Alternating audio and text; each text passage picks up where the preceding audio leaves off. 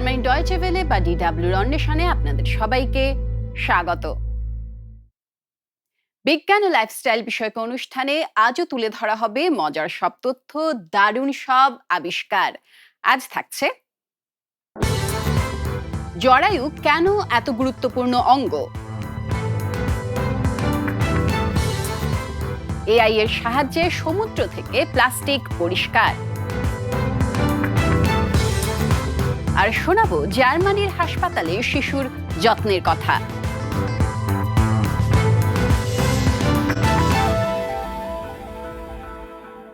আমাদের সবার জীবন শুরু হয়েছিল একই জায়গা থেকে, মায়ের জরায়ুতে। জরায়ু বললে কেবল একটি অঙ্গের কথা মনে হয়, কিন্তু অনাগত শিশুর কাছে এটি একটা 5 তারকা হোটেলের মতো।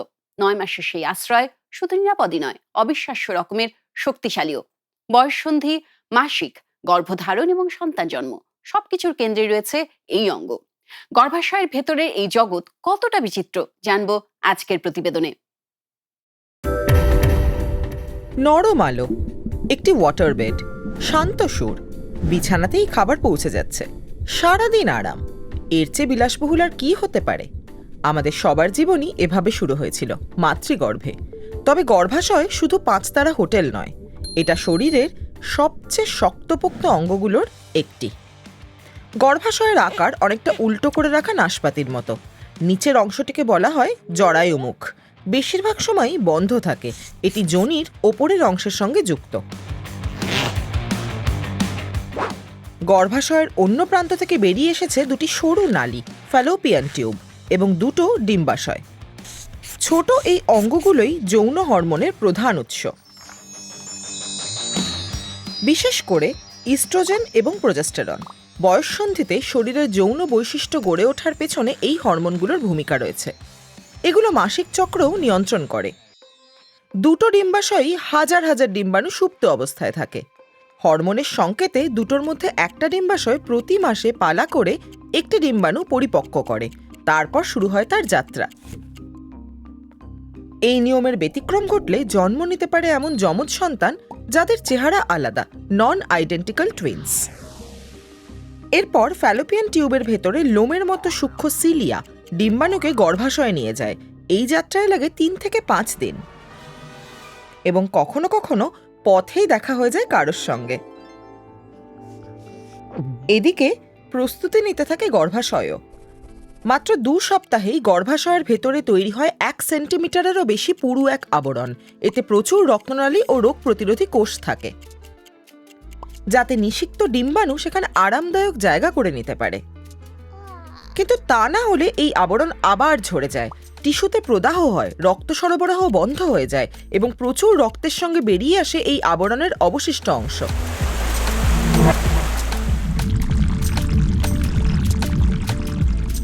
কিন্তু নিষিক্ত ডিম্বাণু গর্ভাশয়ে জায়গা করে নেওয়ার পরেই শুরু হয় এটার আসল কাজ। গর্ভাবস্থায় এটা ক্রমশ বড় হতে থাকে। তখন আর নাশপাতি নয়, বরং অনেকটা তরমুজের মতো লাগে। শরীরের ভেতরে অন্ত্র, পাকস্থলী বা ফুসফুসের জন্য জায়গা অনেকটাই কমে যায়। চাপ পড়ে মূত্রাশয়ের ওপরেও। গর্ভাবস্থার শেষে শিশুর জন্ম দেওয়ার জন্য গর্ভাশয়ে অত্যন্ত শক্তিশালী পেশি থাকে, শরীরের সবচেয়ে শক্তিশালী পেশিগুলোর মধ্যে একটি। মেনোপজ অর্থাৎ মাসিক বন্ধ হয়ে যাওয়ার পরে হরমোনের উৎপাদন অনেক কমে যায়, গর্ভাশয়ের আকারও প্রায় অর্ধেক হয়ে যায়। তবে এত কাজের পর আগেভাগে অবসর নেওয়ার অধিকার তো তার রয়েছেই। বিটকয়েন মাইনিং এর বিরুদ্ধে সবচেয়ে বড় অভিযোগ কি জানেন? ব্যাপক বিদ্যুৎ খরচ। কিন্তু জার্মানির এক উদ্যোক্তা বলছেন এই বিদ্যুতের অপচয় কমানো সম্ভব। তিনি সৌর বিদ্যুৎ দিয়ে বিটকয়েন মাইনিং করছেন, এমনকি সার্ভার থেকে বের হওয়া তাপকেও কাজে লাগাচ্ছেন। তাহলে কি বিটকয়েন মাইনিংকে আরো পরিবেশ বান্ধব করা সম্ভব? চলুন পরিচিত হই এই উদ্যোক্তার সঙ্গে এবং জেনে আসি কিভাবে পরিবেশ বান্ধব উপায়ে বিটকয়েন মাইনিং সম্ভব।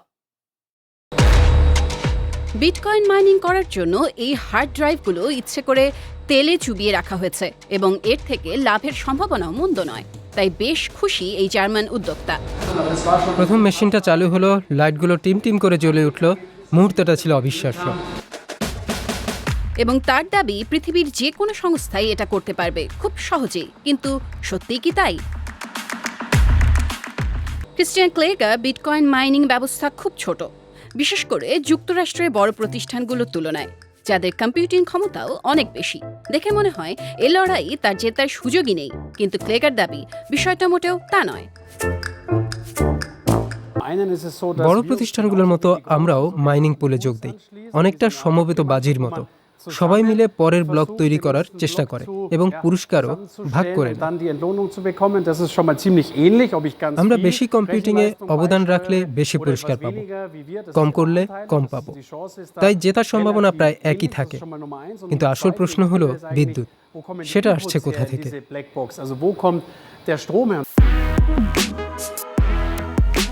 ক্লেগার বিদ্যুৎ খরচ প্রায় নেই বললেই চলে। বিটকয়েন মাইনিংয়ে এটা বড় একটা সুবিধা। এই মাইনিংয়ের বিদ্যুৎ আসে কোম্পানির ছাদের সোলার প্যানেল থেকে।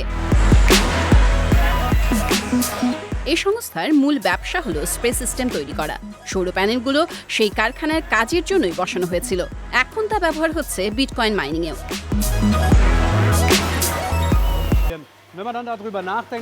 একটু ভাবলেই দেখবেন বিষয়টা পরিষ্কার। সপ্তাহের শেষ বা ছুটির দিনে কারখানার কাজ কমে যায়, কিন্তু সূর্য তো জ্বলজ্বল করেই, তাই বিদ্যুৎও তৈরি হতেই থাকে। সেই বাড়তি বিদ্যুৎ গ্রিডে দিলে খুব একটা আয় হয় না। যেমন গত বছর গড়ে প্রতি কিলোওয়াট ঘন্টায় 2 সেন্টেরও কম টাকা পেয়েছি।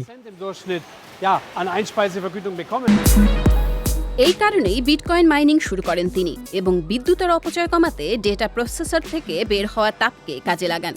সেই তাপেই গরম রাখা হয় স্প্রে ক্যান পরীক্ষা করার জলের ট্যাঙ্ক। ক্যানগুলো এখানেই ভরা হয়। সেগুলো প্রায় 50 ডিগ্রি সেলসিয়াস তাপমাত্রার জলে ডুবিয়ে পরীক্ষা করা হয় কোথাও ফুটো আছে কিনা। শুরুর আগেই সব ঝামেলার কথা জানলে হয়তো এই কাজে নামতামই না। হার্ডওয়্যার জোগাড় করতে হয়, বেশিরভাগই আসে চীন থেকে। তারপর সব কটাতে সফটওয়্যার বসাতে হয়। এবং শুধু ডেটা সেন্টার নয়, হিটিং সিস্টেম আছে, হাইড্রোলিক্সও আছে। তার উপর এমন ইলেকট্রিশিয়ান বা হিটিং সিস্টেমের মিস্ত্রি খুঁজে পাওয়া কঠিন, যারা বিটকয়েনের নাম শুনেই পালিয়ে যাবেন না। তাঁর অভিজ্ঞতা এখন উত্তর ইউরোপেও কাজে লাগছে। ফিনল্যান্ডে তো বৃহৎ পরিসরে লাগছে। বিভিন্ন কোম্পানির সঙ্গে মিলে বিটকয়েন মাইনিং এর জন্য ক্লেগা শুধু পরিবেশ বান্ধব বিদ্যুৎই ব্যবহার করেন। সার্ভার থেকে বের হওয়া তাপ দিয়ে আশেপাশের বাড়ি গরম রাখা হয়। সবচেয়ে ভালো খবর কি জানেন? ফিনল্যান্ডে আমাদের একটা মেশিন নতুন বিটকয়েন ব্লকের একটা ধাঁধার সমাধান করেছে। ব্লকচেইন পুরোপুরি স্বচ্ছ, তাই আমরা স্পষ্ট দেখতে পেয়েছি কাজটা আমাদের মেশিনই করেছে। জটিল হিসাব সমাধানের পুরস্কার 3.125 বিটকয়েন, মূল্য প্রায় 1,85,000 ইউরো। কিন্তু সবচেয়ে ভালো তা নয়। 2025-এ পৃথিবীতে বিটকয়েন মাইনিংয়ে 138 বিলিয়ন কিলোওয়াট ঘন্টা বিদ্যুৎ খরচ হয়েছে। বেশিরভাগেরই উৎস পরিবেশ বান্ধব, কিন্তু এই বিদ্যুৎ দিয়ে অসংখ্য কয়লা ভিত্তিক বিদ্যুৎ কেন্দ্রের বিকল্প গড়া যেত। অনেকে বলেন বিটকয়েন মাইনিংয়ে যে বিদ্যুৎ লাগে সেটা দিয়ে পুরো একটা দেশ চলতে পারে, কিন্তু আমি মনে করি এভাবে তুলনা করলে হবে না। আসল কথা হলো কি সুবিধা পাওয়া যাচ্ছে। এআই ডেটা সেন্টারও প্রচুর বিদ্যুৎ খরচ করে। কই, আমরা তো বলি না যে সেই বিদ্যুৎ বিশ্ব শান্তির কাজে লাগানো উচিত। এই তুলনাটা বাড়াবাড়ি।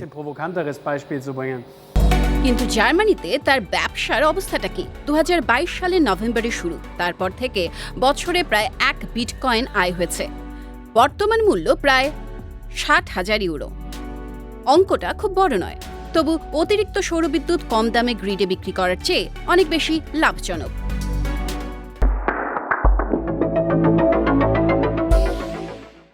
প্রতি বছর লাখ লাখ টন প্লাস্টিক গিয়ে সমুদ্রে পড়ে। স্রোতের টানে বিশাল এলাকা জুড়ে সেগুলো ছড়িয়ে পড়ে।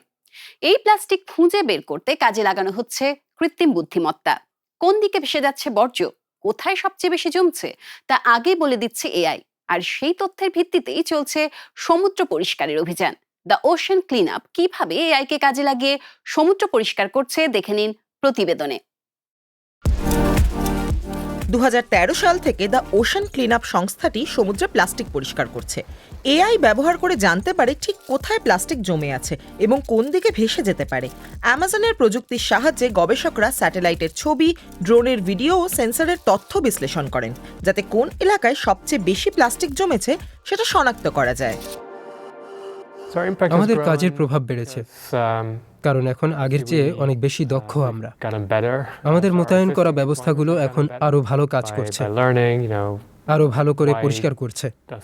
কিছু প্লাস্টিক কেন এখনো ফসকে যায় বা কেন ধরা যায় না সেটা শিখছি।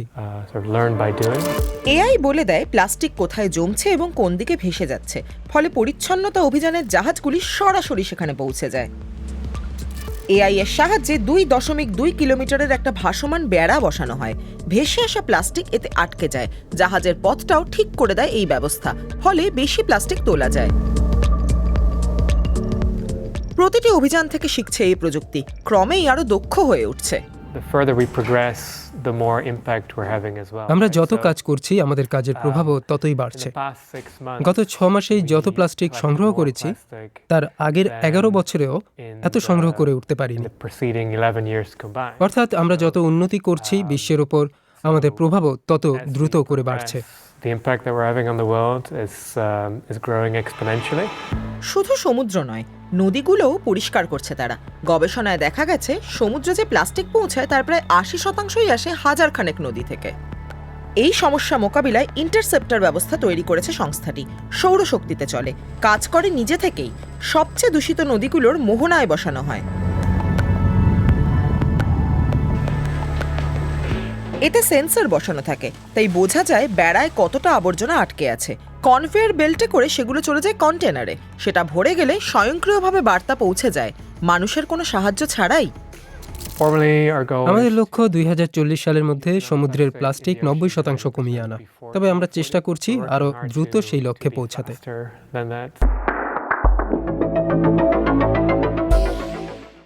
শুধু গরমের কারণে এক ছুরি টাটকা টমেটো বাজারে পৌঁছানোর আগেই নষ্ট হয়ে যেতে পারে। নাইজেরিয়ায় ফল ও সবজি সংরক্ষণে পর্যাপ্ত ব্যবস্থা না থাকায় কৃষক থেকে ব্যবসায়ী সবাইকে ক্ষতির মুখে পড়তে হয়। এই সমস্যার সমাধান করছে সৌরশক্তি চালিত ঠান্ডা গুদাম। এতে শুধু অপচয় কমছে না, বাড়ছে আয়ও। এই পাখাগুলো একটানা ঘুরে চলেছে আর ছড়িয়ে যাচ্ছে ঠান্ডা হাওয়া। নাইজেরিয়ায় তীব্র গরম, কিন্তু পর্যাপ্ত ঠান্ডা গুদামের অভাব। এটাই তাজা ফল সবজি সরবরাহ ব্যবস্থার সবচেয়ে বড় সমস্যা, কারণ তাজা ফসল খুব দ্রুত নষ্ট হয়ে যায়। লেগোসের এক বাজারে ইউসুফ সামসু টমেটো এবং মরিচ বিক্রি করেন। সেগুলো টাটকা রাখা দৈনন্দিন এক লড়াই। এই ব্যবসাটা যবে থেকে শুরু করেছি সেদিন থেকে প্রচুর টাকা লোকসান হয়েছে, কিছুতেই আটকাতে পারিনি। এমনও হয়েছে অনেক সময় এক ঝুড়ি তাজা সবজি কিনে দেখেছি নিচের দিকে অনেকটাই পচে গেছে। তখন ভালোগুলো আলাদা করে রেখেছি আর নষ্টগুলো ফেলে দিয়েছি।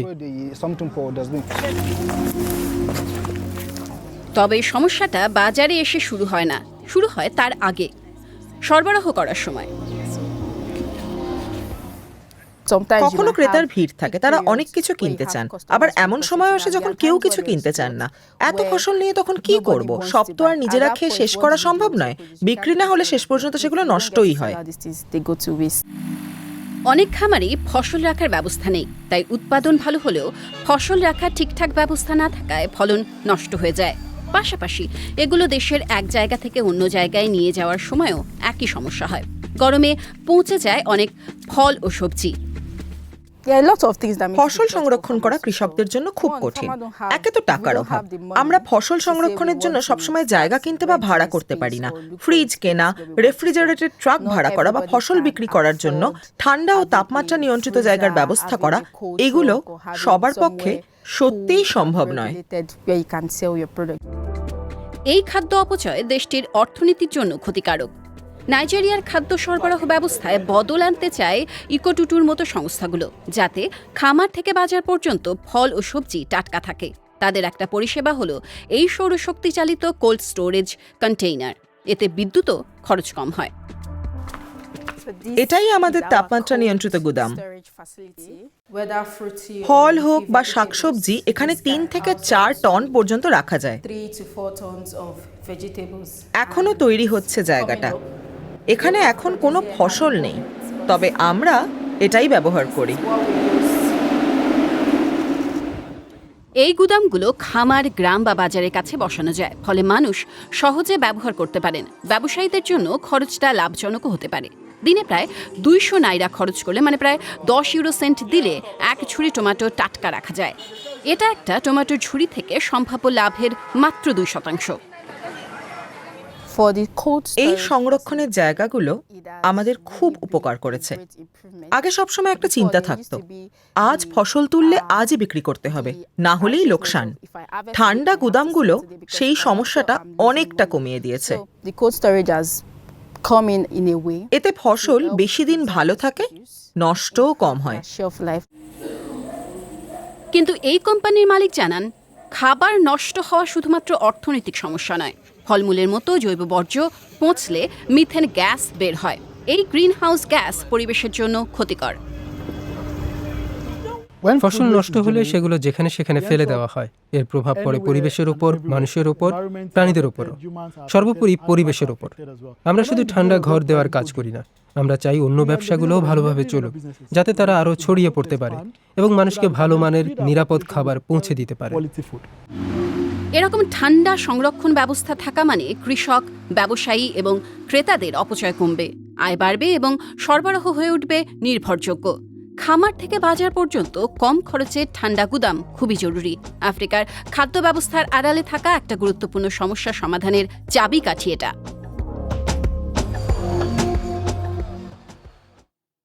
জন্মের পর একটি শিশুর সবচেয়ে বেশি কি প্রয়োজন? অনেকেই বলবেন খাবার বা ওষুধ, কিন্তু চিকিৎসকেরা বলছেন এসবের পাশাপাশি স্পর্শ সমানভাবে গুরুত্বপূর্ণ, বিশেষ করে প্রিম্যাচিওর শিশুদের জন্য। জার্মানির হাসপাতালে বাবা মা পাশে থাকতে না পারলে সেই অভাব পূরণ করছেন স্বেচ্ছাসেবীরা। প্রিম্যাচিওর শিশুদের কোলে নিয়ে সময় কাটান তারা, এবং তার ইতিবাচক প্রভাব দেখা যাচ্ছে শিশুর শরীরে। এ আমাদের ছোট্ট ম্যাক্স।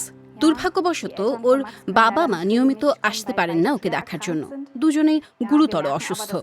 আমরা খেয়াল করলাম ম্যাক্স শারীরিক স্পর্শের অভাব বোধ করছে, তাই আপনাকে আসতে বলেছি।